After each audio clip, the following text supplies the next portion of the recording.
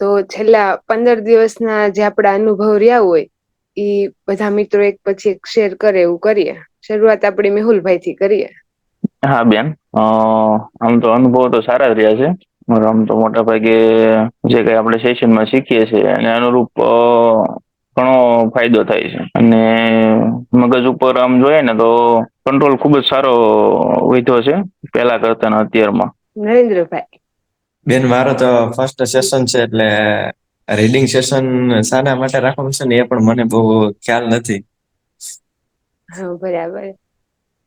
Reading session છે ને નરેન્દ્રભાઈ ઈ આપણી પોતાની જાતને જોવા માટે અને હમ હમ કે આપડી ક્ષતિ રેતી હોય તો એ આપણે સુધારી શકીએ કે કેમ. તો ઈ હમ પોતાની ઉપર કામ કરવા માટેનું સેશન છે. હમ બરાબર ને સર? All is well. હા પરેશભાઈ. હા નિરૂપો અને હા હા કઈક જરૂરી લાગે છે આ સેશન થી આપણે એક શીખ બનતી જાય છે કે આ વર્તન સુધારવાની જરૂર છે. ક્યાંક ને ક્યાંક ભૂલ થાય તો યાદ આવી જાય પાછું એમ. હા. હા હા વનિતાબેન. આ પ્રતિક્રિયા અને પ્રતિભાવ વાળું કહું તો આપણે આપણને ખબર હોય કે કોઈક આપણા સારા માટે કે પણ તો પણ આપણને અંદર થી થોડુંક તો દુઃખ લાગે જ એમ. અને આપડે બહાર થી પ્રતિભાવ ન આપીએ તો કઈ નઈ પણ આમ અંદર થી તો આપણને એવું થાય ક્યારે. બરાબર છે. સલોની બેન. પણ સેશન થી ખુબ ફાયદો થયો છે અને આપણે આપણી જાતને ઓળખતા થયા છે ધીમે ધીમે. કોમલબેન. તો આપડે જે આ 15 દિવસ જીવ્યા હોય ને એમાં કોઈ અનુભવ થયો હોય તો એનું શેરિંગ એક કરવાનું હતું. અનુભવ તો કઈ નથી થયો. તો આમ તો હું વાત કરું તો આપડે ગયા સેશનમાં સર જેડી વાળી વાર્તા કરી હતી. એના રિવિઝન થી થોડુંક ચાલુ કરીએ ને તો આપણને છે ને પ્રતિભાવનાત્મક વલણ ઉપર થોડીક વધારે સ્પષ્ટતા થાય કે આપણે શ્રેય અને પ્રેય વિશે થોડુંક સમજીએ એમ. જોકે આમ તો વારંવાર એનું રિવિઝન ને પુનરાવર્તન થયા જ કર્યું છે એટલે શ્રેય ને પ્રેય ને આમ તો આપણને ખ્યાલ જ છે કે ભાઈ શ્રેય પસંદગી શું છે ને પ્રેય શું છે એમ. પણ છતાં આપડે એકવાર રિવિઝન કરી લઈએ ને તો આપણને છે ને આ સેશન ક્લિયર થઈ જાય. બરાબર ને સર? હમ તો આમ તો કોઈને જો ખ્યાલ હોય શ્રેય પ્રેય વિશે તો થોડીક વાત કરે પછી હું વધારે કઉ. આપણે છે ને લાંબા ગાળાનું વિચારીને ગમે એ વસ્તુ કરતા હોય સારી બાબતો એને શ્રેય પસંદગી કેવાય ને આપડે કઈ વિચાર્યા વગર આપણને ભવિષ્યમાં જે નુકસાનકારક હોય ઈ પ્રેય પસંદગી કહેવાય. બરાબર. બીજા કોઈ મિત્રોને કઈ શેર કરવું હોય તો. મેહુલભાઈ. તમે થોડુંક શેર કરો તો કઈક મગજમાં વધારે બેસે. વાંધો નહી. તો આપડે છે ને ઝેરી વાળી વાર્તામાં આપણે શીખ્યા હતા કે ઝેરી એવું કીધું તું કે કોઈ પણ પરિસ્થિતિ હોય ને તો મારી પાસે બે પસંદગીઓ હોય. કા તો હું સારું પસંદ કરું અને કા તો હું ખરાબ. તો શ્રેય એટલે એવી પસંદગી કે જે મને અત્યારે નથી ગમતી પણ આગળ જતા મારા માટે ફાયદાકારક હોય. દાખલા તરીકે અત્યારના સેશન ની વાત કરીએ કે ભાઈ વહેલા ફ્રી થઈને જોડાવું એ થોડુંક મુશ્કેલ હોય પણ છતાં જો આપણે જોડાઈ જઈએ તો આપણે લાંબા ગાળે ફાયદાકારક છે. કે આપણું વલણમાં કંઈક ને કંઈક ફેરફાર આવે છે તો એ આપણા માટે શ્રેય પસંદગી છે. પણ એવી જ રીતે આપણે એમ કહીએ હવે સેશનમાં હું જોડાવું છું તો એ પ્રેય પસંદગી છે. એક આ ઉદાહરણ સાથે આપણે સમજીએ તો શ્રેય પસંદગી એવી કે જે આપણને આગળ જઈને ફાયદો કરે પણ અત્યારે આપણને નથી ગમતી. અને પ્રેય પસંદગી એવી કે આપણને અત્યારે સારું લાગે પણ એ આપણને જે આગળ જઈને કઈક નુકસાન કરતું હોય. હા સમજાણું કઈ એમ? થોડું થોડું. તો વધારે સ્પષ્ટ કરવા માટે હું એક શાળાનું ઉદાહરણ આપીને સમજાવું કે ધારો કે શાળાનું કોઈ બાળક છે એને અત્યારે એમની એજ છે કે રમત ગમતમાં એનું ધ્યાન હોય. બરાબર. તો એમને શાળા એ જવું અત્યારે નથી ગમતું પણ જો એ શાળાએ જવાનું પસંદ કરે તો એને આગળ જઈને એમના માટે ફાયદાકારક હોય કે એમના માટે એ સારી બાબત હોય. પણ હવે અત્યારે મોબાઈલમાં કોઈ ગેમ લઈને જોવા બેસી જાય છે અથવા તો રમવાનું ચાલુ કરી દે છે તો એ આગળ જઈને એને નુકસાન કરશે કે ભણતરમાં કંઈક ને કંઈક બાળક પાછળ રહી જાય એવું બને તો એના માટે આગળ જઈને નુકસાનકારક બને તો એ એના માટે પ્રેય પસંદગી થઈ. એટલે બધી પરિસ્થિતિમાં આપણી પાસે બે પસંદગીઓ હોય એક શ્રેય અને એક પ્રેય, અને શ્રેય અને પ્રેય પસંદગી ઉપર જ આપણું કર્મ બંધાતું હોય, કે આપણું વલણ નક્કી થતું હોય. બરાબર છે. આપણે શરૂઆતમાં ઘણીવાર હું પણ બોલતો કે ભાઈ જાત માટે કામ કરવું અઘરું છે, પણ આજે હવે આપણે આટલી વાતો પછી હું પણ એમાં થોડું ઘણું ચેન્જ કરી શકું. સેલ્ફ ટ્રાન્સફોર્મેશન એ બહુ ઇઝી છે. એટલે અઘરું છે એ વાતને આપણે એક વખત મગજમાંથી કાઢી નાખીએ એટલે ઓટોમેટિકલી આપણે આપણી જાત માટે કામ કરતા શરૂ થઈ જઈએ. આ પ્રેય પસંદગી થઈ, શ્રેય પસંદગી થઈ. બરાબર. અને બીજું એક ખાસ તો મને પણ એ જ કહેવું હતું કે આમ માનો કે આપણે ઘણીવાર વાત કરીએ ને કે હું આપણી નબળી બાબતો હોય તો હું આવો જ છું એમ. કાલ થોડીક વનિતા સાથે વાત થતી હતી તો મેં કીધું કે ભાઈ હું રોજ મોડો આવું છું, હું રોજ મોડી પડું છું. તો જો આપણે એની અંદર શ્રેષ્ઠ વસ્તુ જો પસંદગીની પ્રક્રિયાઓને આપણે જોતા હોઈએ તો આપણે વહેલા આવું છું એવું આપણે એક મગજમાં એક થોટ પ્રોસેસ સેટ કરવી જોઈએ તો ઓટોમેટિકલી રીતે આપણે વહેલા પહોંચવાનો પ્રયત્ન કરશું દરેક જગ્યાએ. એટલે વહેલા પહોંચવું એટલે ટાઈમસર પહોંચવું એવું આપણે કે હું પંક્ચ્યુઅલ છું મારા ટાઈમિંગ માટે, તો એવી આપણે વાત આપણે સ્વાભાવિક રીતે સેટ કરી શકીએ, મને એવું લાગે છે. આપણે મોટા ભાગે જો મનમાં એવી કલ્પના કરીએ કે I am powerful, I am always calm and stable, I am fearless and confident, તો ઘણીવાર શું છે કે આપણા જે પેલા અંદર પડેલી જે બાબતો છે એ બાબતોને જો આપણે પકડી લેશું તો મને એમ છે શ્રેય અને પ્રેયને થોડુંક સારી રીતે આપણે સમજવાનો પ્રયાસ કરી શકશું. એક બીજી વાત એ હતી કે માનો કે બહુ બધી બાબતોમાં કદાચ ઝેરીના ઉદાહરણને આપણે ધ્યાનમાં રાખીએ અને એમ કહું, લોકોને જે કહેવું હોય કે લોકો કે એમ જો આપણે કર્યા કરશું તો એ તો બરાબર નથી ને. એ આપણે કદાચ વાત કરી હતી થોડીક વાર.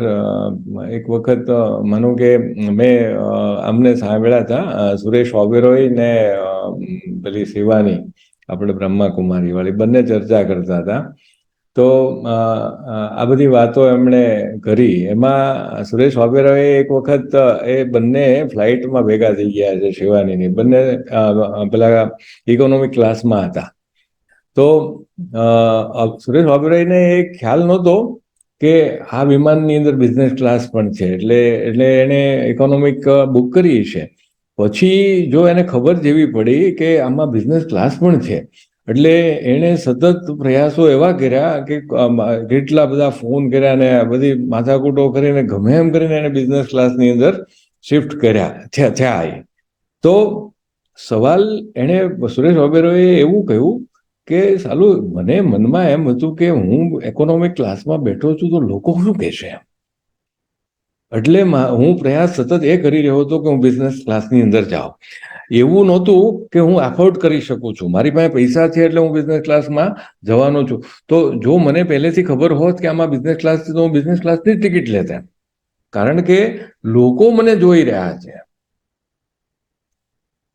તો પછી એમણે એક્સેપ્ટ કર્યું કે હવે હું ઇકોનોમિક ક્લાસમાં પણ મુસાફરી કરું છું અને મને એની કોઈ જાતની ચિંતા નથી. હું મારી ટ્રોલી જાતે ઉપાડું છું, મારી સાથે માણસો હોતા નથી.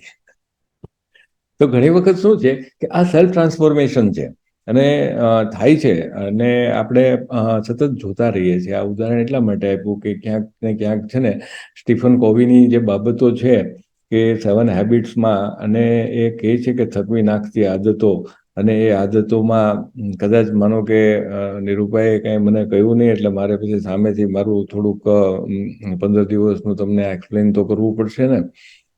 તો હું મારી ફરજ સમજીને હું વાત કરું તો એવું લાગે કે ભાઈ જે થકવી નાખતી આદતો પૈકીની આદતો એવી છે કે ઘણીવાર અપેક્ષાઓ જે છે એ વધે છે, અથવા તો આપણને એવું માનીએ છીએ કે આમ થવું જ જોઈએ, એ પ્રમાણે થતું નથી.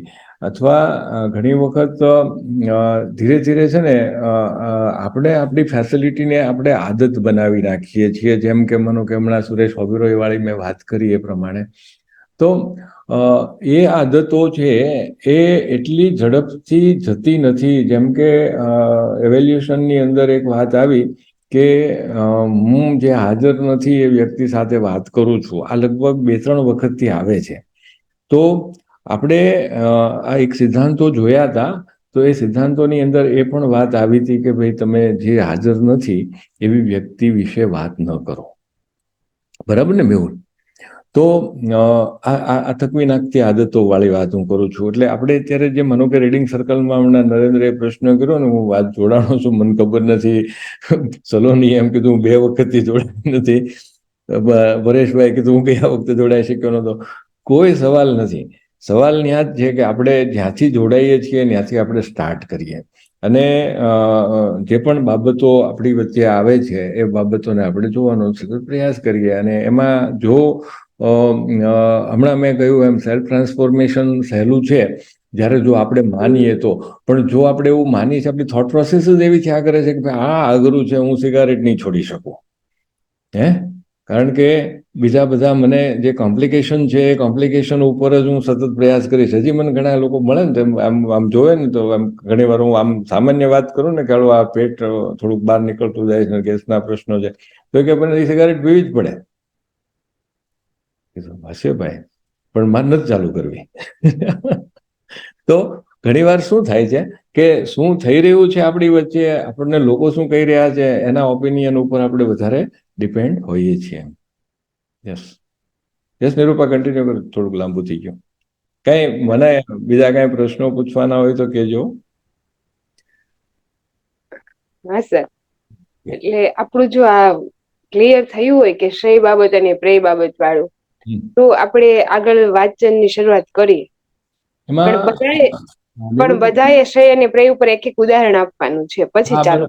બરાબર છે નિરૂપા. મને એવું લાગે છે કે આપણે બુકની અંદર એક મેપ જેવું, એક નકશા જેવું છે. હવે જો બધાએ જોયું હોય તો એના ઉપર આપણે વાત કરી શકીએ.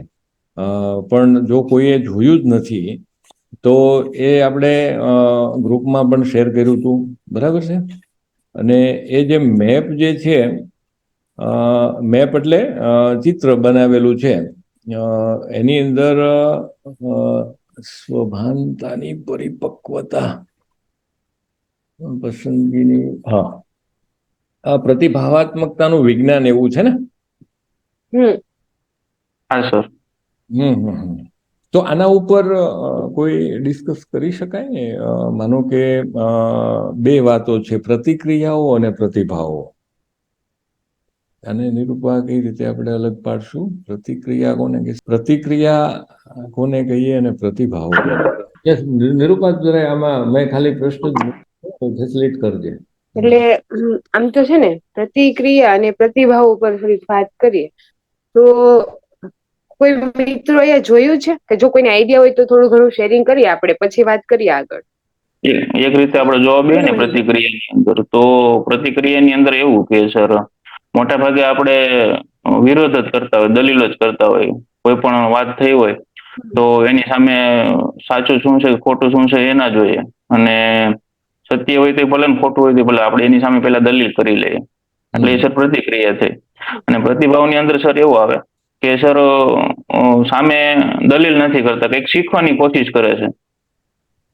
એનું જે કઈ મૂલ્યવર્ધન છે વધારવાની કોશિશ કરે છે પ્રતિભાવની અંદર.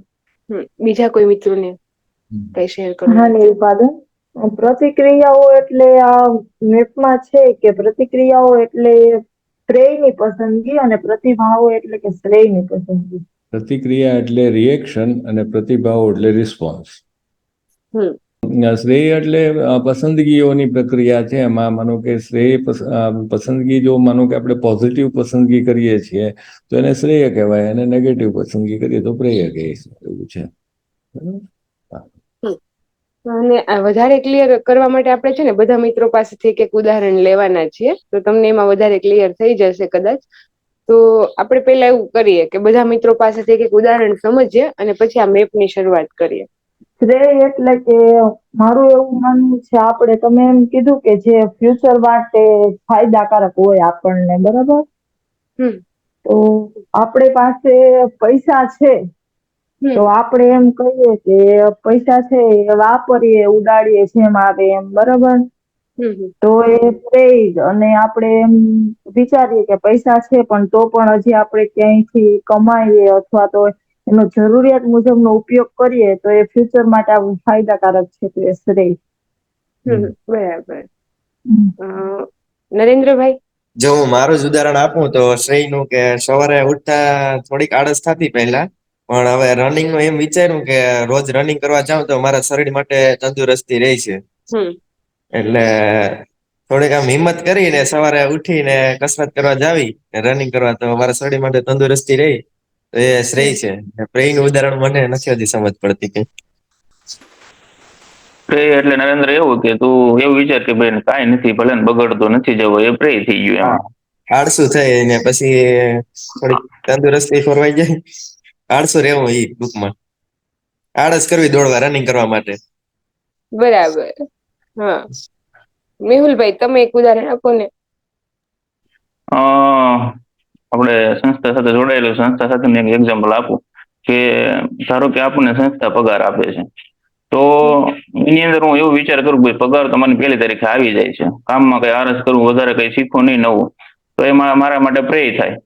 પરંતુ જો એની અંદર જ હું એવું વિચારું કે ભાઈ હું કંઈક નવું નવું શીખતો રહું, તો મારું જીવનનું ઘડતર થશે મારું, તો એ મારા માટે એક શ્રેય થયું. હા, ખૂબ સરસ. નિરૂપાબેન, હું થોડું એડ કરું એમાં. હા હા. તો ટૂંકમાં આપણે કહીએ ને તો પોઝિટિવ જે વસ્તુ છે ને એ શ્રેય પસંદગી, અને નેગેટિવ વસ્તુ છે ને પ્રેય પસંદગી, મારા બરાબર. ખ્યાલ મુજબ. ક્લિયર થયું સ્નેહાબેન? થઈ ગયું ક્લિયર. થઈ ગયું ને? તો હવે એક ઉદાહરણ તમે આપો. આ સેશન નું જ લઈ લેવી કે હું સેશન નહોતી જોડાણી, બરોબર? ત્યારે મારું શું કહેવાય કે ઘણું બધું શીખવાનું છૂટી જતું હતું, એ નેગેટિવ બાબત. ત્યારે જે સેશન શરૂ થયું ને પછી જે શીખા એ બધું આપણો શ્રેય કહેવાય, અને જે નતું પેલા શીખા ને એને બધું પ્રેય, મતલબ જોડાણા ન હોત તો એ આપણી બાબત પ્રેયમાં જાત, અને જોડાણા છીએ અને વધુ શીખીએ છીએ તો એ શ્રેયમાં આવે એમ. બરાબર, સમજાઈ તો ગયું, વાંધો નહીં. વાંધો નહીં. તો હવે આગળ આપણે છે ને મેપ જોઈને સમજવાની ટ્રાય કરીએ. એટલે આમ તો મેપની અંદર એ પ્રતિભાવાત્મકતાનું જે વિજ્ઞાન જે છે એ વિજ્ઞાનને સમજાવવાનો પ્રયત્ન કર્યો છે લેખકે. તો પહેલું વહેલું એને ઉપર એક છે ને ઉત્તેજક પરિબળો દર્શાવ્યા છે. તો એની અંદર જૂઠ, અન્યાય, કુટુંબીજનોની વર્તણૂક, પરિસ્થિતિ, ટીકા, દલીલો, વાતાવરણ, મિત્રો તરફથી ઉપેક્ષા અને નિષ્ફળતાઓ, આ બધું જે છે ને એ ઉત્તેજક પરિબળો છે, આપણને ઉત્તેજિત કરે છે. અને એ આવે છે ક્યાં કે નીચે આપણે જોઈએ ને તો આત્મા, માનવ, સંબંધો, લાગણી, બુદ્ધિ, વિચાર, સંજોગો, અનુભવો, ચાલક બળો, સંવેદનાઓ, ધારણો, નિર્ણયો, આ બધાની અંદર આવે છે. એમાં એ બે ભાગ પાડ્યા છે, હું અને મારું જીવન. એટલે હું ની અંદર એવી વસ્તુ આવે છે કે વારસાગત અસરો, ઉછેરગત અસરો અને વાતાવરણની અસરો એ આપણામાં સીધી બહારથી ભળે છે. અને મારું જીવન એ આપણે પોતે જે પ્રેક્ટિસ કરી રહ્યા છીએ એમાં સીધું નિયંત્રણ કે આડકતરું નિયંત્રણ કે અસંભવિત નિયંત્રણની વાતો એની અંદર રાખી છે. તો હવે એની અંદરથી પછી માનો કે બે ભાગ નીકળે, એમાં જીવનની પસંદગીઓ કરવાની ક્ષમતાનો ઉપયોગ ન કરવો એ પ્રતિક્રિયા બની, અને જીવનની પસંદગી કરવાની ક્ષમતાનો ઉપયોગ કરવો એ પ્રતિભાવ બન્યા.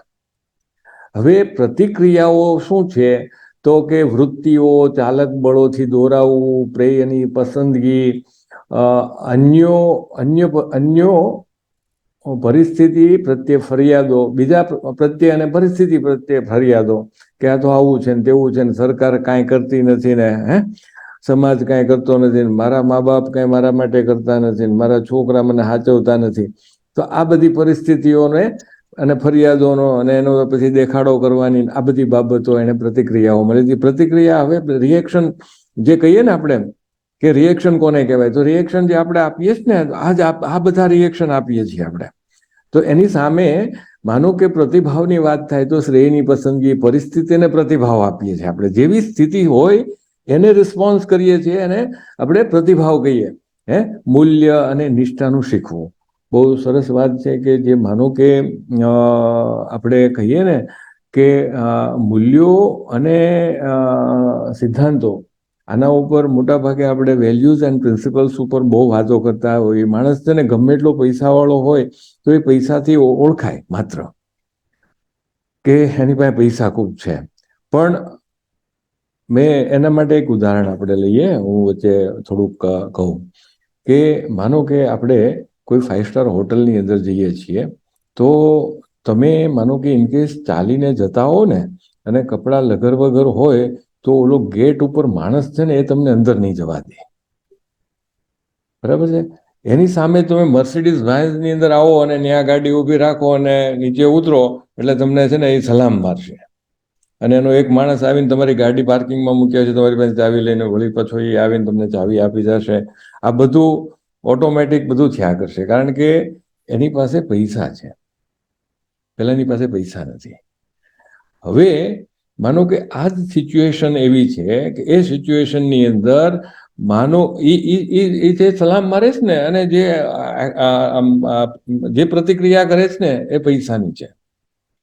પણ જો માનો કે આપણું વેલ્યુનિષ્ઠ જીવન હશે, આપણે સિદ્ધાંતયુક્ત જીવતા હશું ને આપણી પ્રતિભા ઓટોમેટિક જો એવી આવતી હોય, આપણો હોરા એવો હોય, તો એ જ ડોરકીપર તમને સલામ કરશે અને જ્યારે તમારી પાસે ગાડી નહીં હોય તો પણ સલામ કરશે. એટલે સમજી લો કે એ પ્રતિભાવ એને આપ્યો, એ રિસ્પોન્સ કર્યો.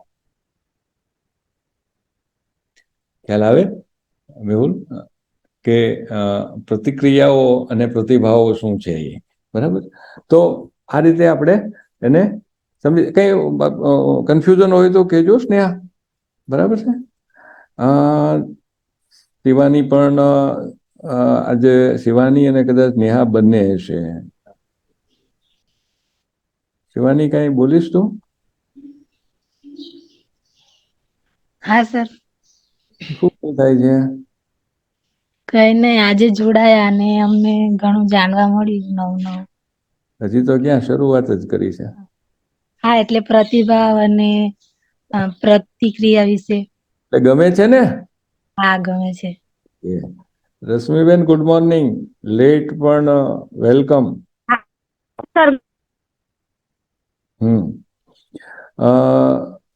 વિનંતી કે શક્ય હોય ત્યાં સુધી કેમેરા ઓન કરે. પ્રવીણભાઈ પણ જોડાઈ ગયા છે. પ્રવીણભાઈ, થોડુંક કન્ટિન્યુ કરું છું, પૂરું કરી પછી તમારે આના ઉપર પ્રતિક્રિયા કે પ્રતિભાવ બે આપવાના છે. હા સર.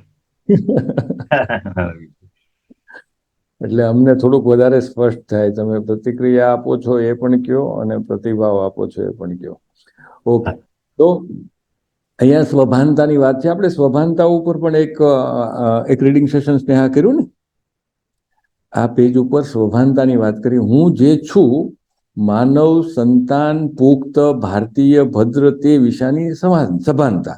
આપણે જે છીએ એની સભાનતા હોય એને સ્વભાનતા કહીએ છીએ, બરાબર. પછી એની નીચે લખ્યું છે અંતરાત્મા. એટલે આ જે સોલની વાત કરીએ, અંગ્રેજીમાં સોલ શબ્દ વધારે વાપરાતો હોય છે. તો આત્મા અને અંતરાત્મા, શું સાચું શું ખોટું તે જાણવાની, મારાથી શું થાય અને શું ન થાય તે નક્કી કરવાની શક્તિ. આપણે શું કરી શકીએ એ જો આપણે ડિસાઈડ કરી લઈએ ને આપણી એના માટેની આપણે જો તાકાત સમજી લેતા હોય તો એ અંતરાત્માની વાત થઈ. પછી બીજી વાત એને નીચે હૃદય બળ લખ્યું છે. મારે જે જોઈએ છે તે તરફ જવા માટે જ પ્રતિભાવ આપવા માટેની સ્વતંત્ર ઈચ્છા શક્તિ અને મનોબળ. તો માનો કે જ્યારે આપણે વિજ્ઞાનને સમજી રહ્યા છીએ, જો આપણે ભણતા હોય ને ત્યારે બહુ બધું જુદી જુદી રીતે બધું સમજતા હોય, તો એ પ્રકારની આ પ્રક્રિયા છે. તો અહીંયા માનો કે હૃદય બળથી આ રીતે આપણે આને જોઈ શકીએ છીએ પ્રતિભાવોને. એટલે હવે પ્રતિભાવો ઉપરની જે વાતો છે એ કેટલી બધી અલગ અલગ રીતે આપણામાં થઈ રહી છે. પછી કલ્પના શક્તિની વાત કરીએ, મારે શું જોઈએ છે, હું જે કરીશ તેનાથી શું થશે એની કલ્પના આપણે કરીએ છીએ. આ પ્રતિભાવોની અંદર હું જે કરી રહ્યો છું એનાથી થશે શું, બરાબર. તો સ્વભાનતા, કલ્પના શક્તિ, હૃદયબળ અને અંતરાત્મા આ પ્રતિભાવોની સાથે જોડાયેલા છે. હવે એમાં સારા અનુભવો અને શુભ અસરો, તો સારા અનુભવ અને શુભ અસરો એટલે ઇમ્પેક્ટ જે છે જે વેલ ઇમ્પેક્ટ, તો એ કઈ છે? નિષ્ફળતા અને ભૂલો થકી વિકાસ, આનંદ, સંતોષ, આત્મગૌરવ, સાચી હકારાત્મકતા, સ્વચ્છતા, વિકાસ અને પરિણામો, આ બધી સારી બાબતો એમાંથી ઉત્પન્ન થાય છે, આ પ્રતિભાવોમાંથી. અને એ એરો જે બતાવે છે, એરો આપણને અપલિફ્ટ કરે છે, ઉપર લઈ જાય છે, બરાબર છે. અને પ્રતિક્રિયાઓ વાળી જે વાત છે આપણે જે સમજવાની, જે આપણને નીચે લઈ જાય છે. એટલે માનો કે આ જે શ્રેય અને પ્રેય વાળો જે સંદર્ભ છે, એ સંદર્ભ નિરૂપાબેને જે આપણને હતું, તો એને અંદર આપણે આ થોડુંક વધારે ડિટેલમાં સમજી રહ્યા છીએ. તો પ્રતિક્રિયાઓ કોને કે વૃત્તિઓ આપણી, ચાલક બળોથી દોરાવાનું, પ્રેયની પસંદગી એટલે ઓટોમેટિક આપણને એમ લાગે નકારાત્મક પ્રતિક્રિયાઓમાં. અન્યો એટલે આપણે ઘણી વખત કોઈ પણ વાત આવે તો નેગેટિવ થોટ્સ નથી રજૂ કરી દેતા, એ પ્રતિક્રિયા છે, બીજું કાંઈ છે નહીં. એટલે આ પ્રતિક્રિયાને આ રીતે પણ આપણે સમજી લઈએ. અન્યો પરિસ્થિતિ પ્રત્યે ફરિયાદોનો દેખાડો કરવો, એ આપણે એ પણ એક વખત વાંચ્યું, ફરીવાર રિપીટમાં એટલા માટે કર્યું છે કે થોડુંક પ્રતિક્રિયાને આપણે સારી રીતે સમજી લઈએ. એના પરિણામ શું આવે? તો કે નકારાત્મક અનુભૂતિઓ થાય આપણને, અહિતકારી, નુકસાનકારક અસરો આપણામાં આવે, શ્રેણીબદ્ધ નિષ્ફળતાઓ જોવા મળે. ગમે ત્યાં આપણે કાંઈ પણ કરીએ ને તો નિષ્ફળ જ જઈએ એવું થાય. ભૂલો, અનિયમિત વર્તન, બચાવ વૃત્તિ, આપણે વારે વારે બચાવ કર્યા કરવો પડે કે હું તો ઘણું બધું કરું છું પણ મારી કદર કરતા નથી કોઈ. ઉપર છેલ્લી હકારાત્મકતા, બળવાખોર વૃત્તિ અને દુઃખી થવું અને રહેવું, આ પ્રતિક્રિયાની નિશાની છે. અને એ આપણને નીચે લઈ જાય છે. આ પેજ ઉપર આવું એક ચિત્ર આપણે જોઈ રહ્યા છીએ, બરાબર નિરૂપાબેન? સર, તો આમ તો આપણે ઘણી સ્પષ્ટતા થઈ કે પ્રતિક્રિયા અને પ્રતિભાવો ઉપર. તો એવું કરીએ કે આપણે જે સમજાણું છે એનું થોડું થોડું શેરિંગ કરીએ, પછી આપણે આગળ વાંચીએ, બરાબર? તો કોણ પોતે કહેશે કે ભાઈ હું આના વિશે પ્રતિભાવ આપું, એમ બંને સમજ ઉપર? મને તો હતું પ્રવીણભાઈ જ કહેશે એમ. તો શરૂઆત આપણે પ્રવીણભાઈ થી કરીએ. હા હા. માનો કે કોઈ કામને લઈને કઈ સમજણ થોડીક બની નથી, અને પછી એમાં આપણે હકારાત્મક રીતે ચાલીએ છીએ, અને માનો કે એમાં કઈ અડચણ આવે છે ને પછી જો કઈ કમેન્ટ કરીએ છીએ, તો એને આપણે કઈ રીતે માપી શકાય અથવા શું કહી શકાય? એટલા માટે કીધું કે ઓલો ફોટો મૂકો એ પૂરો જોવાય એમ નથી. કે તમે બોલ્યા એના આધારે કહું છું કે એક હું અને મારું જીવન આ બંનેની વાત આવે છે. એક વાર્તાગત અહીં છે, અને એક આપણે જે શીખીએ છીએ અને બહારના વાતાવરણ માંથી મેળવીએ છીએ, બંને આવે. અવાજ આવે છે મારો? ટ્રાફિક ના આવે છે, આવે છે, બરાબર આવે. કન્ફ્યુઝન નહીં હતી, કારણ કે કોઈ પણ કામને લઈને આપણે કરીએ જ છીએ, હા કે કરીશું, પણ પછી એમાં પ્રતિસાદ કઈ કામ દોરું અથવા નથી બરાબર, તો એના માટે આપણે શું કરીએ? પરેશ, આપણે સારું કરી રહ્યા છીએ તો બીજા લોકો શું કહે છે એમની ચિંતા આપણે શા માટે કરવી? બરાબર છે. આપણને સફળતા મળી રહી છે, આપણને સફળતા મળી રહી છે, એ જ આપણી શ્રેય પસંદગી તરફ આપણે જઈ રહ્યા છીએ. બરાબર બરાબર નિરૂપા? હા સર, બરાબર. હવે પ્રવીણભાઈ કહેશે. થોડોક જોડાણો તો પણ ચારક શબ્દો આપણી વચ્ચે આજે લેવાય છે: પ્રતિક્રિયાઓ, પ્રતિભાવ, શ્રેય અને અપ્રેય. એટલે ખાસ કરીને પ્રતિક્રિયા અને પ્રતિભાવ એટલે હું અને મારું જીવન બે વચ્ચે, અને પ્રતિક્રિયાઓ છે એ નીચે તરફ લઈ જાય છે, પ્રતિભાવો છે આપણને ઉપર તરફ લઈ જાય છે. થાય છે એ થોડુંક વર્ણન કરજો. અને ખાસ કરીને પ્રતિક્રિયાઓ એટલે હંમેશા સીધો પ્રતિભાવો એ રિસ્પોન્સ જ છે, પણ પ્રતિક્રિયા છે એ ઝડપી હોય છે. અને ઘણી બધી પ્રતિક્રિયાઓ એ પરિસ્થિતિ અનુસાર હોય છે. તો પછી કઈ પરિસ્થિતિમાં કઈ જગ્યાએ વસ્તુ બાબત બની છે એની પર પ્રતિક્રિયાઓ હોય છે. એના પણ હંમેશા પ્રતિક્રિયાઓ છે ને ઝડપી હોવાના કારણે થોડીક એમાં ક્યારેક ક્યારેક ભૂલ રહી જવાની શક્યતાઓ રહે છે.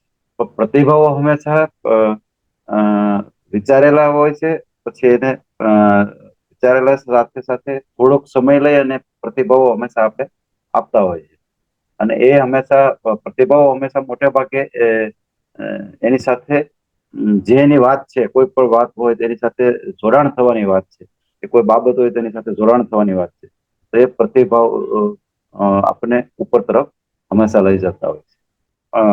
એમાં જે વાત કરી છે મેપ પ્રમાણે જોઈ તો સંજોગો છે, અનુભવો છે, સંવેદનાઓ છે, તારણો છે, નિર્ણયો છે, અને ઉપર માનો કે ઉત્તેજક પરિબળો, માનો કે જે છે પ્રતિક્રિયાઓ, તો એમાં ઉત્તેજક પરિબળો પણ ભાગ ભજવતા હોય છે. કે ભાઈ કેમ આવું છે, સીધી આપણે ઝડપથી પ્રતિક્રિયા આપવાની વાત કરતા હોય છે. પણ એવું પણ બની શકે કે પ્રતિક્રિયાઓ છે એ કદાચ ખોલી ન હોઈ શકે, જૂઠી એટલે કે પ્રતિક્રિયાઓ જે મળી છે એ કદાચ આપણે એને ખરાબ પણ ના ગણી શકીએ. પણ એ પરિસ્થિતિ કઈ પરિસ્થિતિમાં આપણે પ્રતિક્રિયાઓ આપી છે એ પરિસ્થિતિ પણ આપણે સામે જોવાતી હોય છે. એટલે આ ચિત્ર પણ હંમેશા પ્રતિક્રિયા આપણે નીચે તરફ લઈ જાય છે, અને પ્રતિભાવો આપણને ઉપર તરફ હંમેશા લઈ જતા હોય છે. એટલે એ આના પરથી સ્પષ્ટ આપણે સમજી શકીએ. આમ તો એવું બન્યું કે ફરી એક વખત આપણને મેં પ્રવીણભાઈ સમજાવી દીધું એવું. તો હવે આપણે આને અનુલક્ષીને કોઈ ઉદાહરણ આપવાનું છે કે આપણે પ્રતિક્રિયા અને પ્રતિભાવો ઉપર સ્પષ્ટ જઈ શકીએ એક એક લાઈનમાં. જો હમણાં એક ઉદાહરણ હું આપું. હમણાં ફાર્મ ફોનમાં અમે સાઈડ નક્કી કરી. સરપંચે સવારે લેટર પેડ આપી દીધા કે આ લ્યો તમે લેટર પેડ કામ ચાલુ કર્યું. એટલે પછી અડધી કલાક પછી પાછો તરત ફોન આવે છે કે મારે કામ કરવું નથી. એટલે પછી આમ ખ્યાલ આવ્યો કે અડધી કલાકમાં જો આવો જવાબ આવે એટલે તરત મેં પ્રતિક્રિયામાં તો બીજું કઈ ના આવ્યું, પણ સીધું કીધું કે હા સારું, તમને જે યોગ્ય લાગ્યું. પછી એમ પાછો હું ત્યાં રૂબરૂ ગયો, બરોબર, અને એમના પ્રતિભાવો મેળવ્યા કે ભાઈ આવું શું કામ. એને ઘણા કારણો હતા. પછી માનો કે એ સાઈડ શક્ય પણ નથી બંને, કારણ કે ટેકનિકલી નહીં પણ એમાં મંજૂરીના કારણે એ સાઈડ રદ કરવી પડી. તો પ્રતિભાવો સરપંચના એમાં હતા તો એ અલગ હતા. ને પછી મેં જે પ્રતિભાવો એને આપ્યા કે ના ના આ સારું છે, તો આપણે આવી રીતે આગળ વધીએ. પણ તરત જો મેં પ્રતિક્રિયા આપી દીધે કે ભાઈ હાલો ભાઈ તમે એક ફેરું મને મંજૂરી આપી પછી કેમ ના મંજૂરી આપી, આમ છે તેમ છે, તો થોડી દલીલ હું કરું તો એ માનો કે એ જે પ્રયની વાત છે ને અપ્રયની વાત, એ તો ત્યાં પછી તરત ઉભી થાય. એટલે આ એક પ્રતિભાવની વાત. તરત મેં પ્રતિક્રિયા આપી ટૂંકી, પ્રતિભાવમાં પછી મેં થોડીક ચર્ચાઓ કરીને એને પ્રતિભાવો આપ્યા. વનિતાબેન. પ્રતિક્રિયા અને પ્રતિભાવની વાત કરીએ તો પ્રતિભાવ એટલે આપણે જવાબદારી પૂર્વક પ્રતિભાવ આપીએ એમ. પરિસ્થિતિને કે દોષ ન આપીએ એને પ્રતિભાવ કે એમ મારા મુજબ. પ્રતિક્રિયા કઈક ખોટું થયું તો આપણે પરિસ્થિતિને દોષ આપીએ અને ફરિયાદો કરીએ એને પ્રતિક્રિયા. બધા મિત્રો એ છે ને પોતાના જીવનમાં કઈ બનેલી ઘટના હોય ને એમાંથી કોઈ ઉદાહરણ આપી અને આ વાતને થોડીક સ્પષ્ટ કરવાની જરૂર છે એમ. કે ભાઈ આપણે આ વાતને પ્રતિક્રિયા કહીશું કે આને પ્રતિભાવ કહીશું એમ. મેહુલભાઈ. આમ તો બેન પ્રતિક્રિયા અને પ્રતિભાવ આમ સમજાઈ તો ગયું છે, પણ એના માટે એક્ઝામ્પલ અત્યારે મગજમાં નથી આવતું. થોડોક ટાઈમ આપો તો વિચારું. ત્યાં સુધી બીજાના પ્રતિભાવ લઈએ. નિરૂપાબેન, હું શેર કરું થોડું. હા. તો એક જ મિનિટ વચ્ચે પ્લસ કરું. હા, મેહુલભાઈ કીધું કે ભાઈ મને અ, શબ્દો તો થોડાક સમજાણા છે પણ હજી મને એક્ઝામ્પલ મારા ઓલામાં ધ્યાનમાં આવતું નથી. તો કદાચ હું એવું સમજુ છું કે એ પ્રતિભાવ ગણી શકાય. હા, બિલકુલ. કેમ કે જો એમણે ટાઈમ લીધો કે હું આ વસ્તુને સ્પષ્ટ કરું, મારામાં જે શ્રેષ્ઠ છે અથવા નિષ્ઠા છે કે મૂલ્ય છે એનું એડિશન કરું ને પછી હું એ વાત રજૂ કરું, તો એ એક બેસ્ટ એક્ઝામ્પલ થઈ ગયું. બરાબર છે પ્રવીણભાઈ? યસ. ઓકે, સરસ. અને જે જવાબ આપ્યો એમાંથી જ પ્રતિભાવ મેળવી લીધો આપણે. હા હા, સલોનીબેન. હા નિરૂપાબેન, મારી સમજ બની એ ઉપર હું ઉદાહરણ આપું તો જ્યારે આપણે ફિલ્ડમાં જઈએ અથવા તો મીટિંગ કે તાલીમ કરીએ તો ખેડૂતો બેઠા હોય અને એકબીજા વાતો કઈક કરતા હોય તો પછી એમ કે તમે આ ભાઈને ડેમો આપ્યો તો આ મન ડેમો નથી આપ્યો, આમ તેમ કોઈક વાત ની કરીએ તો ડાયરેક્ટ પ્રતિક્રિયા કરે. ડાયરેક્ટ આપણે વળતો જવાબ આપે કે જે નેગેટિવ હોય અથવા તો એ આપણે પ્રતિક્રિયા કહી શકીએ. અને આપણે જયારે ખેડૂતો પાસેથી પ્રતિભાવો લઈએ છીએ તો ત્યારે એ આપણને પોઝિટિવ જ હંમેશા કહેતા હોય છે. તો એ પ્રતિભાવો. હા, એટલે એક થોડુંક એડ કરું સલોનીબેન, કે જયારે જો ઈ ખેડૂત આપણને એવું કહે છે કે તમે આ ભાઈને ડેમો આપ્યો તો ઓલા ભાઈને આપ્યો તો અમને નહોતો આપ્યો, તો એની સામે આપણે એટ ધેટ ટાઈમ આપણે કઈ બોલી નથી દેતા. પછી થોડા ટાઈમ પછી આપણે એને કહીએ છીએ કે ભાઈ અમારે એવું હોય છે કે કોઈ એક વ્યક્તિને આપે ને એને બધા અનુકરણ કરે ને અપનાવે એ પ્રેક્ટિસ, તો એ આપણો એક પ્રતિભાવ થયો કે આપણે એમને છે ને વ્યવસ્થિત રીતે સમજાવવાની ટ્રાય કરી. આપણે ડાયરેક્ટ એવું નથી કહી દેતા કે અમને સંસ્થાએ એક જ આપ્યો હતો એટલે અમે એક જ. તો આ પણ એક એક્ઝામ્પલ સેટ થઈ. સરસ સર, આપણે આગળ વાંચનની શરૂઆત કરીએ. કરીએ શરૂ. કોણ વાત છે? મેહુલભાઈ. પ્રતિભાવકતાની સમજણ. મનુષ્યના સ્વયં પરના વિજય માટેની પહેલી મૂળભૂત આદત સ્વનિર્મિત કર્મની છે. પ્રોએક્ટિવિટી એ આધુનિક મેનેજમેન્ટના સાહિત્યમાં તો હવે ઘણો પ્રચલિત શબ્દ છે. આ શબ્દ તમને મોટા ભાગના શબ્દકોશોમાં જોવા નહીં મળે, પરંતુ તેનો અર્થ એ થાય છે કે આપણે જે આપણી જિંદગી માટે જવાબદાર છીએ, આપણી વર્તણૂક આપણી પરિસ્થિતિ નહીં, પણ આપણા નિર્ણયોની અને આપણી પસંદગીઓની સૂચક છે.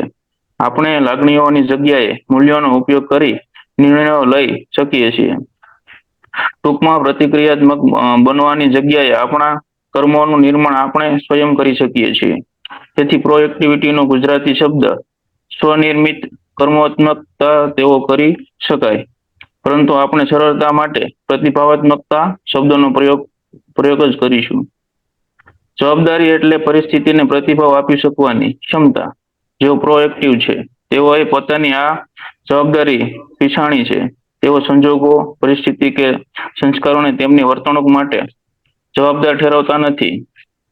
સંસ્કાર અને લાગણીઓની જગ્યાએ તેઓ મૂલ્યો આધારિત પસંદગીથી તેમની વર્તણૂક શું હોવી જોઈએ તે નક્કી કરે છે. ખરેખર તો મનુષ્ય સ્વભાવથી પ્રોએક્ટિવ જ છે. જો આપણી જિંદગી સંસ્કારો અને સંજોગોથી જ દોરવાઈ રહી હોય તો તેનું કારણ એ છે કે આપણે જાણીએ કે અજાણીએ તેમ થવા દેતા હોઈએ છીએ. વધુ સ્પષ્ટતાપૂર્વક કહીએ તો જ્યારે પણ આપણે જાગૃતિપૂર્વક સાચી પસંદગી કરતા નથી, ત્યારે અભાનતામાં ખોટી પસંદગી જ કરતા હોઈએ છીએ.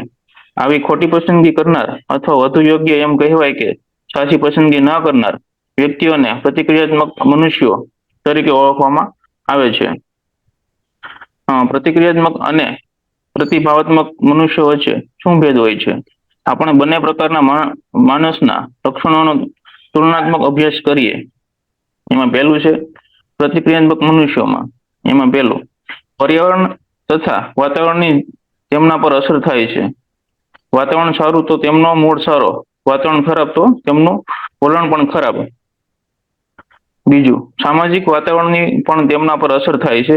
જો લોકો તેમની સાથે સારો વ્યવહાર કરે તો તેમને સારું લાગે. જો લોકો તેમની સાથે ખરાબ વ્યવહાર કરે તો તેઓ સંરક્ષણાત્મક કે સલામતી શોધતા થઈ જાય.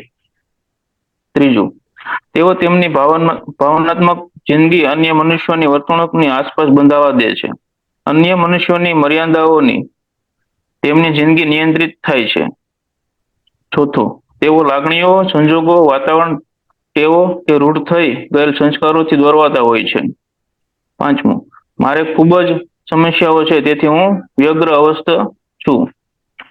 એમાં બીજું છે પ્રતિભાવાત્મક કર્મશીલ મનુષ્યો. એમાં પહેલું, કે તેઓ તેમની આસપાસ તેમનું પોતાનું વાતાવરણ ઊભું કરે છે. દિવસ વાદળછાયો છે કે પ્રકાશમાન તેનાથી તેમને ફરક પડતો નથી. બીજું, તેઓ પણ બાહ્ય પરિબળોથી ઉત્તેજિત તો થાય છે જ, પણ તેમનો પ્રતિભાવ એ તેમની જાગૃતિપૂર્વકની મૂલ્યો આધારિત પસંદગી હોય છે. ત્રીજું, તેમની ભાવનાત્મક સલામતી ખૂબ જ વિચારપૂર્વક પસંદગી કરેલા અને આત્મસાત થયેલા મૂલ્યોમાં હોય છે. ચોથું, તેઓ આવેગ કે આવેશના સ્થાને મૂલ્યો પ્રસ્થાપિત કરે છે અને તેનાથી વર્તણૂક કરતા હોય છે. પાંચમું, હું સ્વસ્થ છું એટલે મારે સમસ્યાઓ તો છે, પણ હું તેમને પ્રતિભાવ આપી શકું તેમ છું. સરસ. કોઈ કમેન્ટ આટલું વાંચ્યું એમાં? કમેન્ટમાં તો એવું કે જે પ્રતિક્રિયાત્મક જે વ્યક્તિ હોય ને એ લોકોને આધારે જીવતો હોય. લોકો એમને સારા કહે તો એમની સાથે સારું વર્તણૂક કરે, અને કોઈ એમના વિશે કઈ ખરાબ કહે છે તો એમની સામે પાછો બદલો લેવાનો પ્રયાસ કરે. અને પ્રતિભાવનાત્મકમાં એવું કે પરિસ્થિતિ કોઈ પણ હોય પણ એમનામાં ફેર ન પડે. કીધું ને કે વાદળ છાયું હોય કે તડકામાં એવું પ્રકાર, પણ એમાં એને કઈ ફેર ન પડે. એ પોતાની રીતે જ મસ્ત જીવન જીવતો હોય એમ, લોકોના પ્રતિભાવ ઉપર નહીં. મને એવું લાગે કે આ હમણાં રેઝિલન્સ એવો શબ્દ વધારે ઉપયોગમાં લેવાય છે, એટલે સ્થિરતા. જે લોકોમાં સ્થિરતા છે એમાં આમ પ્રતિભાવાત્મકતા એ ઓટોમેટિક આવે એવું દેખાય. આમ સર, ખાલી શબ્દને જ આપણે સમજવાની કોશિશ કરીએ ને તો ઘણું શીખાય છે. એમ છૂટું પાડીને કે પ્રતિ પ્લસ ક્રિયા પ્લસ આત્મા, તો એની અંદર સર આપણે ઘણું બધું સમજાય છે. અને બીજું છે પ્રતિ પ્લસ ભાવ પ્લસ આત્મા. તો જે કોઈ પરિસ્થિતિમાં અમુક શું છે, આપણે ક્રિયા જ કરી દેતા હોય છે વિચાર કરવા વગરના પ્રતિક્રિયાની અંદર. અને પ્રતિભાવની અંદર સર આપણે ભાવપૂર્વક અંદરથી વિચાર કરતા હોઈએ છીએ. ભાઈ આપણે એનાથી કઈ આડઅસર થાય એમ નથી, કઈ શીખવાની કોશિશ કરીએ છીએ આપણે. Yes yes. પ્રતિભાવ એ દરેક મનુષ્યની જાગૃતિપૂર્વકની મૂલ્યો આધારિત પસંદગી હોય છે એવું લખ્યું છે આમાં. તો સામાન્ય રીતે મૂલ્યો જે વેલ્યુઝ છે આપણી પોતાના જીવનની વેલ્યુઝ જો ક્રિએટ થતી હોય અને આપણે એને ઓળખી ગયા હોય તો એને આધારે પણ આપણે ઘણું બધું જોઈ શકીએ કે ભાઈ આ બે જયારે કમ્પેરિઝન પેલું રિએક્શન ને રિસ્પોન્સનું કમ્પેરિઝન કરવાનું હોય ત્યારે એ મૂલ્યો ક્યાં હોય છે એ ખાસ કરીને આપણે જો તપાસી શકીએ તો શક્ય બને. પણ ઘણી વખત છે ને આપણે આપણા પોતાનામાં રહેલી વેલ્યુઝને આઈડેન્ટિફાઈ કરતા હોતા નથી. સ્નેહા, કરીએ છીએ ક્યારે આપણે વેલ્યુઝને લિસ્ટ આઉટ કરી છે? વનિતા, કરી છે વેલ્યુ લિસ્ટ આઉટ ક્યારે? લખી છે કે મારામાં આ વેલ્યુ છે એમ, આ મૂલ્યો છે? નરેન્દ્ર, કર્યું છે ક્યારે? નથી કર્યું. કરીએ હવે, બરાબર છે. ધીરે ધીરે એને પણ સાથે સાથે કરતા જઈએ. બીજા કોઈ એડ કરવું છે આજે વંચાયું એમાં? કોઈ વસ્તુ સમજાય તો આપણે એના ઉપર ચર્ચા કરીએ એમ મારું શું કહેવાનું છે. આમ તો શું છે કે આ બે રિએક્શન ને રિસ્પોન્સ વાળા જે મુદ્દા છે બંને, તો એ બંનેની અંદર શું શું થાય છે એ મેહુલભાઈએ સમજાવ્યું આપણને કે ભાઈ આમાં પ્રતિક્રિયાત્મકતાની અંદર જે વસ્તુ છે એ આપણે ક્વિક રિસ્પોન્ડ કરીએ છીએ એની વાત છે. એટલે કદાચ વિચાર્યા વગર પણ આપણે ક્રિયા કરીએ છીએ અને એ નુકસાન કરે છે. અને પ્રતિભાવાત્મકતાની જે વાત છે રિસ્પોન્સની, તો એ જવાબદારીપૂર્વક આપણે વર્તન કરીએ છીએ, વિચારીને બોલીએ છીએ, અથવા તો આપણી અંદર પડેલી કાંઈ જે સંસ્કારો છે એ સંસ્કારોને લઈને વાત થઈ રહી છે. તો પ્રોએક્ટિવિટી જે છે એ આપણા માટે ખૂબ સારી વાત હોય એવું અહીંયા લેખકનું કહેવું છે.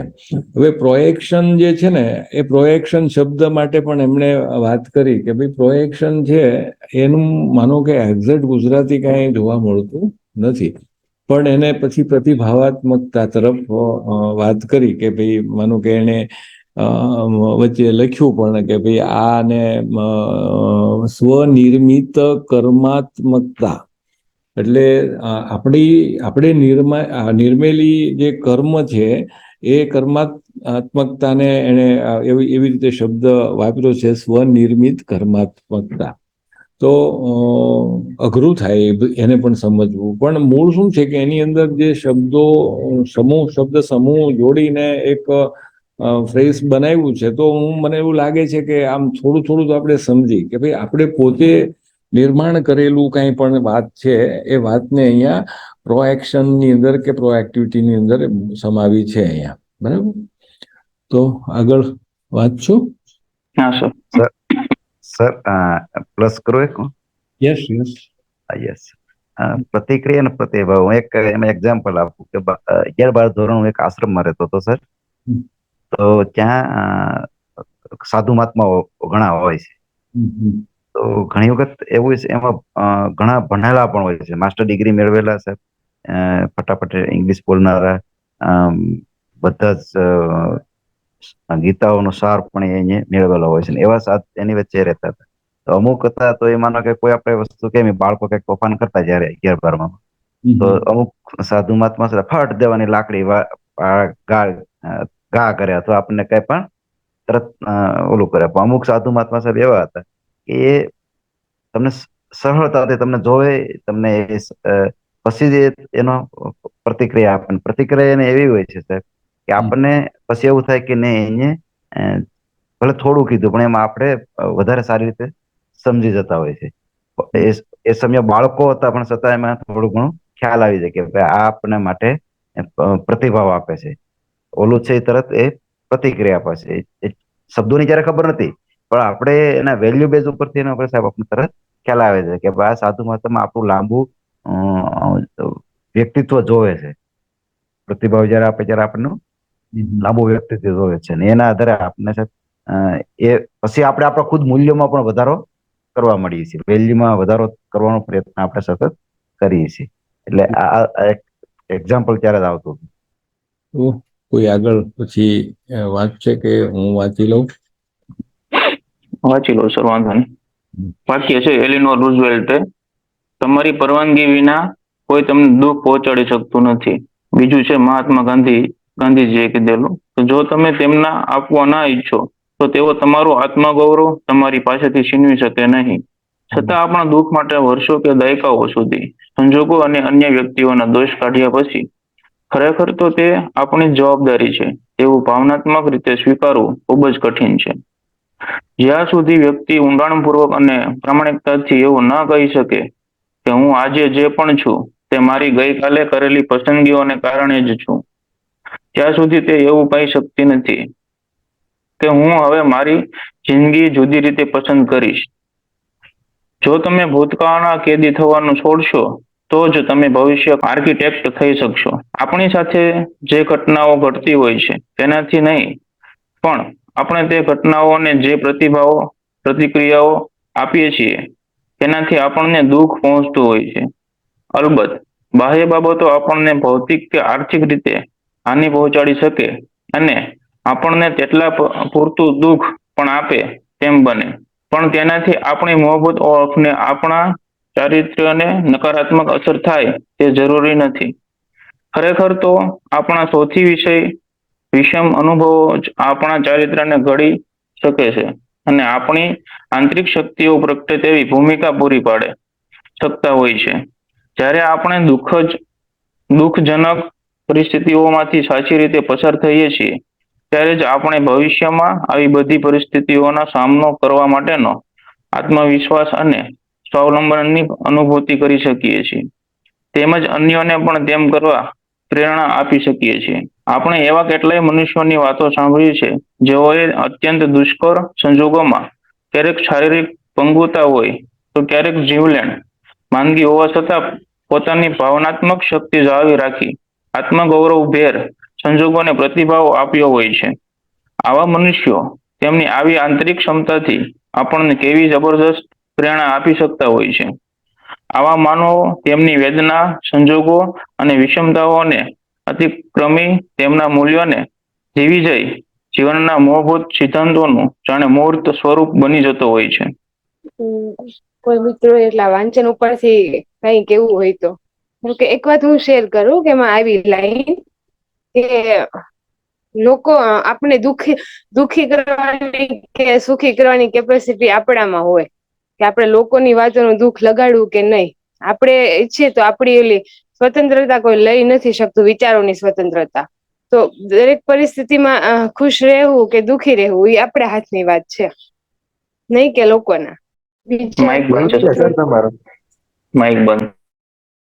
હા હા, સરસ વાક્ય છે કહું આ રૂઝવેલ્ટનું, કે તમારી પરવાનગી વિના કોઈ તમને દુઃખ પહોંચાડી શકતું નથી. એટલે પ્રવીણભાઈ, આપણી પરવાનગી તો લેવી જ પડે છે. જો તમારે મને દુઃખ પહોંચાડવું હોય તો મારી પરવાનગી લેવી પડે કે ભાઈ ધીરુભાઈ, હું તમને દુઃખ પહોંચાડું.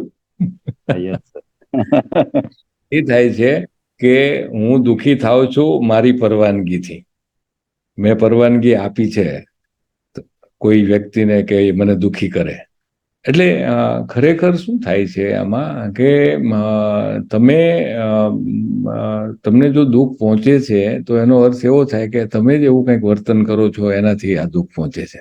બીજું પણ એક ગાંધીજીનું પણ સરસ સ્લોગન છે, એમાં એવું લખ્યું છે કે તમારું આત્મગૌરવ તમારી પાસેથી છીનવી શકે નહીં જો તમે ન આપવા ઈચ્છો તો ઘણીવાર આત્મગૌરવ શું છે ને એ પણ આપણે સમજવું પડે. કોને આપણે આત્મગૌરવ કહીએ છીએ, પ્રવીણભાઈ? ઘણા બધા, માનો કે પછીના જે બે સ્લોગન છે એમાં પણ એ જ વાત છે. જ્યાં સુધી વ્યક્તિ ઊંડાણપૂર્વક અને પ્રામાણિકતાથી એવું ન કહી શકે કે હું આજે જે પણ છું તે મારી ગઈકાલે કરેલી પસંદગીઓના કારણે જ છું, ત્યાં સુધી તે એવું કહી શકતી નથી કે હું હવે મારી જિંદગી જુદી રીતે પસંદ કરીશ. એટલે આમાં શું છે કે એમાં લેખકનો વાંક નથી, આ કોઈકે લખ્યું છે એ સીધે સીધું મૂક્યું છે એણે. જેમ માનો કે ગાંધીજીએ લખેલી વાત મૂકી છે, એમ રૂઝવેલ્ટે લખેલી વાત મૂકી છે. એટલે એ લોકોએ એમના જીવન જીવાના સંદર્ભમાં જે એમને પછી કોઈ એક સેન્ટેન્સ મળ્યું છે એ સેન્ટેન્સ મૂક્યું, તો હવે એ સેન્ટેન્સને સમજવાનું કામ આપણે કરવું પડે. બરાબર છે. પછી એક એવું પણ છે, જો તમે ભૂતકાળના કેદી થવાનું છોડશો તો જ તમે ભવિષ્યકાળના આર્કિટેક્ટ થઈ શકશો. હવે કેદીને અને આર્કિટેક્ટને સંબંધ શું છે?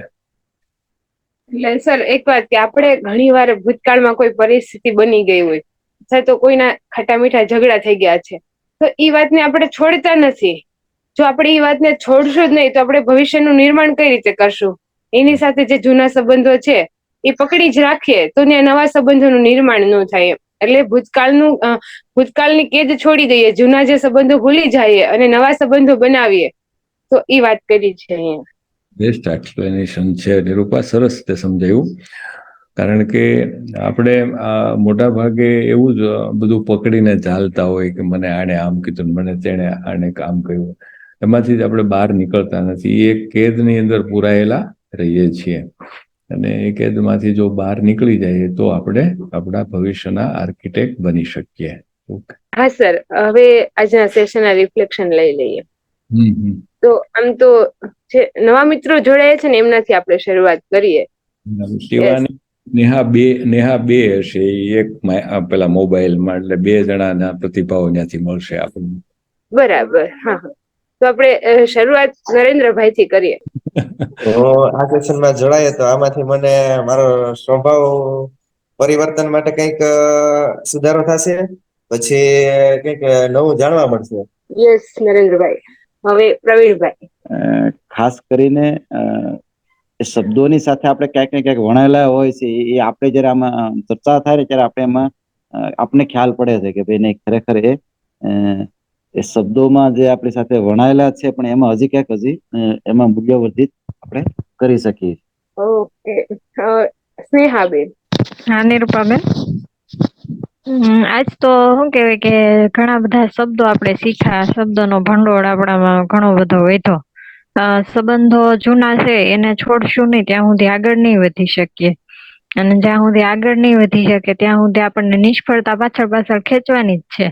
સફળતા તરફ આગળ વધવું હોય ને તો આપણે પાછળનું જે ભૂતકાળ છે ને એ છોડીને વર્તમાનમાં જીવતા શીખો. ભવિષ્યમાં ન જાવ તો કઈ નહીં, પણ વર્તમાનમાં તો જીવતા શીખો કે ભૂતકાળને ભૂલીને વર્તમાનમાં જે થાય છે એમાં તમે શું કહેવાય સામેલ થાવ અને વર્તમાન જીવતા શીખો એમ. હા હવે અને તમારી સાથે શિવાની બેન છે તો આપણે એમના પણ પ્રતિભાવ લઈશું. આ સેશનમાં જોડાઈને ઘણું બધું શીખ્યા. એમાં નવા નવા શબ્દો, પ્રતિક્રિયા, પ્રતિભાવ અને એમાં જે ઉદાહરણો આપેલા એમાંથી ઘણું બધું જીવનમાં ઉપયોગી એવું અને આપણા વર્તન સાથે જોડાયેલી વાતો પણ શીખ્યા. એમાં તમારી પરવાનગી વિના તમને કોઈ દુઃખ પહોંચાડી શકતું નથી, એ વાક્ય બી એમાંથી બી ઘણી બધી માહિતી મળી. ભૂતકાળના કેદી થવાનું છોડશો નહીં તો ભવિષ્યનું નિર્માણ કેવી રીતે કરી શકશું, એ વાક્યમાંથી બી ઘણું બધું અમે શીખ્યા આ સેશનમાં જોડાઈને. સાથે સાથે આની સાથે આપણે વાંચવાની પ્રેક્ટિસ સાવ છૂટી ગઈ હતી, તો એક ઈ પણ સર આમાં શીખાતું જાય છે જોડે જોડે, કારણ કે અમુક શબ્દ એવા આમ લાંબા આવી છે તો તરત નજર પડે તરત મગજમાં ના બેસે, તો ઈ પણ આપણે આ એક પ્રેક્ટિસ આમાં થતી જાય છે. હવે સલોની બેનને કઈ રિફ્લેક્શન આપે આજના સેશનનું? હા નિરૂપાબેન, આજે શ્રેય, પ્રેય, પ્રતિક્રિયા અને પ્રતિભાવો આ 4 શબ્દો વિશે ઊંડાણપૂર્વક સમજવા મળ્યું અને ઘણું બધું તમારા બધા પાસેથી સમજવા મળ્યું અને હજી પણ સમજીશ અને શીખીશ એ બદલ તમારો બધાનો ખૂબ ખૂબ આભાર. વનિતાબેનને કઈ આજના સેશનના રિફ્લેક્શન આપે? આજના સેશનની વાત કરીએ તો આપણી પસંદગી કરવાની ક્ષમતા હોય તો શું લાઈફમાં પરિવર્તન આવે, ને પસંદગી કરવાની ક્ષમતા ન હોય તો શું પરિવર્તન આવે, એનો ભેદ ખબર પડી. અને આ પ્રતિભાવાત્મક મનુષ્ય, એમાં આપણે બેસ્ટ ઉદાહરણ જોઈએ તો જેરીની વાર્તા છે આગળના સેશનમાં. અને બીજી આ તમે જે ભૂતકાળના કેદી થવાનો છોડશો તો જ ભવિષ્યના આર્કિટેક્ટ થઈ શકશો, એ તમારું ઉદાહરણ બેસ્ટ લાગ્યું. ઓકે, ત્યારબાદ આપણે રશ્મિબેનને કહીએ કે આજના સેશનના રિફ્લેક્શન માટે. એટલે સર એમ તો ઘણું આજના સેશન દ્વારા સમજાણું કે શ્રેય અને પ્રેયની પસંદગી ઉપર. તો સર એમાં એક ઉદાહરણ આપું તો આપણે જયારે પણ ખેડૂતની મીટિંગ ને તાલીમ ને એવું કરતા હોઈએ તો આપણે એવું વિચારીએ કે તાલીમને મીટિંગ કઈ રીતે ઇફેક્ટિવ થઈ શકે અને એમાં આપણે બધા મટીરિયલ સાથે લઈ જઈએ તો એ આપણી શ્રેય પસંદગી છે. પણ આપણે એવું વિચાર કરીએ કે ના મટીરિયલ ને કઈ નથી લઈ જવું, ખાલી બેનર દ્વારા જ જો તાલીમ પૂર્ણ કરી નાખીએ તો એ આપણી પ્રેય પસંદગી થઈ શકે. નું આ સેશન જે છે એ આપણા માટે આમ થોડુંક એવું લાગે કે ક્યાંક શબ્દો સમજવામાં કઠિન પડે, પછી એની જે પ્રતિક્રિયાઓને અથવા તો પ્રતિભાવોને બેયને પેલા સમજવામાં અથવા તો ભેદરેખા અલગ પાડવામાં થોડીક મુશ્કેલી થાય.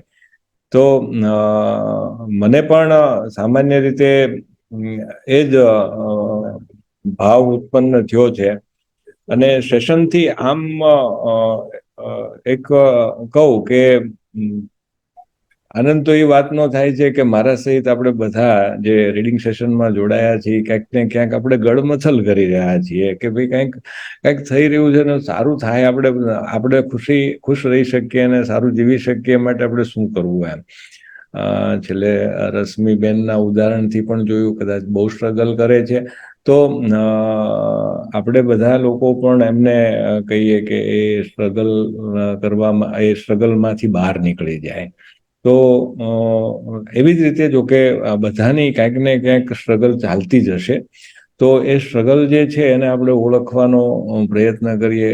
હું પણ ઘણી વખત એ જ જોયા કરું છું કે આ સેશન શરૂ થયું એ પહેલા માનો કે છેલ્લા 15 દિવસના જે પણ બનાવો હોય એમાં ક્યાંક હજી પણ એવું થાય છે કે પ્રેક્ટિસ તો ચોક્કસ કરું છું પણ છતાં ક્યાંક હજી ચૂક થયા કરે છે. તો એ થતી ચૂકને છે ને એ આપણી આમ આદત ગણીને એને બદલવાનો એક પ્રયાસ કરી રહ્યો છું. તો આજના આ સેશનથી પણ મને પણ ઘણો ફાયદો થયો છે કે જે પણ માનો કે પ્રોએક્ટિવિટીની અંદર ક્લેરિટી એટલી બધી નહોતી. હું એમ કહું કે અગાઉ મેં આના ઉપર ડિસ્કશન કર્યું છે પણ આજે થોડુંક વધારે સ્પષ્ટ થયું છે મને પણ કે એ વસ્તુ પ્રોએક્શન છે શું એમ, અને આપણે ક્યારે કરી રહ્યા છીએ તો એને જોવાનો પ્રયાસ કરવાનું વે સતત કરીશ અને આગળ આપણે એને સરસ રીતે જીવી શકીશું એમ. અને નેક્સ્ટ 15 days પછી મળીએ ત્યારે થોડાક જે પણ લાઈફની અંદર આને લઈને કાંઈ બનાવો બની રહ્યા છે તો એનું શેરિંગ પણ ચોક્કસ કરીશું. યસ. તો મારા પ્રતિભાવ બાકી રહી ગયા છે, તો હું એ થોડું શેર કરી દઉં કે આમ તો આપણને આ સેશન થી કંઈક ને કંઈક નવું શીખવા મળે છે, ને પ્લસ આપણે બીજા 15 દિવસ આગળના છે એને પણ જોતા રહીએ છીએ કે એમ આપણી ક્યાં ચૂક થાય છે ને ક્યાં શીખવા મળે છે. તો હવે નેક્સ્ટ 15 દિવસમાં પ્રતિભાવનાત્મક સાથે જીવન જીવીશ એવા પ્રયાસ કરીશ, અને એમાંથી કઈ શીખવા મળે છે તો નેક્સ્ટ સેશનમાં ચોક્કસ એને શેરિંગ કરીશ, અને નેક્સ્ટ સેશનમાં ફરી બધા મિત્રો જોડાય એવી અભિલાષા. Thank you so much all. Thank you.